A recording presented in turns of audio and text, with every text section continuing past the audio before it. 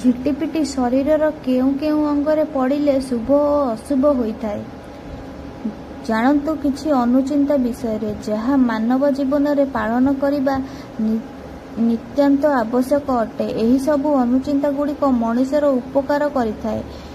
ଯଦି କୌଣସି ବ୍ୟକ୍ତି ସ୍ୱପ୍ନରେ ଅନ୍ୟ କାହାର ମୃତ୍ୟୁ ଦେଖୁଛି, ତେବେ ସେହି ବ୍ୟକ୍ତି ଆୟୁଷ ବଢ଼ିଥାଏ।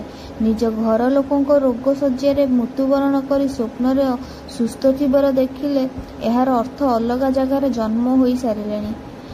ରୋଷେଇ ଘରର ରଙ୍ଗ କେବେ ନୀଳ କି କଳା ରଙ୍ଗ କରିବା ଉଚିତ ନୁହେଁ। ଯଦି ଏପରି ହୋଇଥାଏ, ତେବେ ନାଲି ରଙ୍ଗ ବଲ୍ବ ଜଳାଇ ରଖନ୍ତୁ। ଏହାଦ୍ୱାରା ଖାଦ୍ୟ ଅମୃତ ତୁଲ୍ୟ ଓ ରୋଗ ହୁଏ ନାହିଁ। ଠାକୁର ଘରେ କେବେ ଗୋଟିକିଆ ଶଙ୍ଖ ରଖିବା ଅନୁଚିତ। 2 ଶଙ୍ଖ ରଖିବା ଶୁଭ ହୋଇଥାଏ। ଝିଟିପିଟି ଛାତରୁ ମୁଣ୍ଡ ଉପରେ ପଡ଼ିଲେ ରାଜ୍ୟ ଓ ପିଠିରେ ପଡ଼ିଲେ ଐଶ୍ୱର୍ଯ୍ୟ, ଡାହାଣ ହାତ ଓ ଗୋଡ଼ରେ ପଡ଼ିଲେ ଶୁଭ ହୋଇଥାଏ। ଝିଟିପିଟି ବାମ ହାତ ଗୋଡ଼ରେ ପଡ଼ିବା ଶୁଭ ହୋଇଥାଏ। ଛାତିରେ ପଡ଼ିଲେ ମୃତ୍ୟୁ ଭଳି ଦଣ୍ଡ ମିଳିଥାଏ।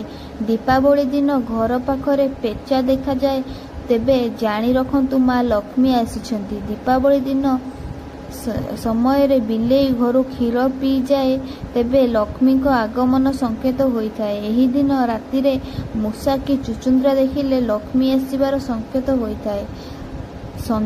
ମଧ୍ୟରୁ ସନ୍ଧ୍ୟା ସମୟରେ ଶଙ୍ଖ ବଜାଇବା ଉଚିତ।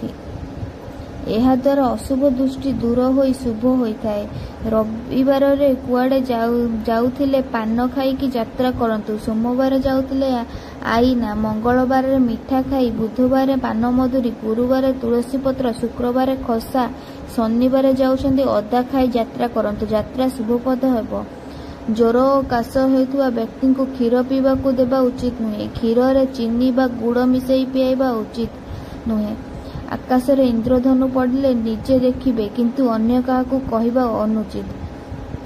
ଯଦି ଚୁଟି ଅଧିକ ଉପୁଡ଼ୁଥାଏ, ତେବେ ଲୁଣକୁ ଗୁଣ୍ଡ କରି ଶୋଇବା ସମୟରେ ଚୁଟି ମୂଳରେ ଲୁଣ ଘଷନ୍ତୁ। ଏହାକୁ 7 ଦିନ କରନ୍ତୁ। 7 ଦିନ ପରେ ଦୁଦୁରା ପତ୍ରର ରସ ଚୁଟିରେ ଲଗାନ୍ତୁ। ଏହାଦ୍ୱାରା ଚୁଟି ଝଡ଼ିବା ବନ୍ଦ ହୋଇଯିବ। ଛୋଟ ଛୁଆଙ୍କୁ 1 ବର୍ଷ ହେବା ଯାଏ ଥଣ୍ଡା ହେଉଥିଲେ ତୁଳସୀ ପତ୍ର ରସ ଓ ମହୁ ପିଇବାକୁ ଦିଅନ୍ତୁ।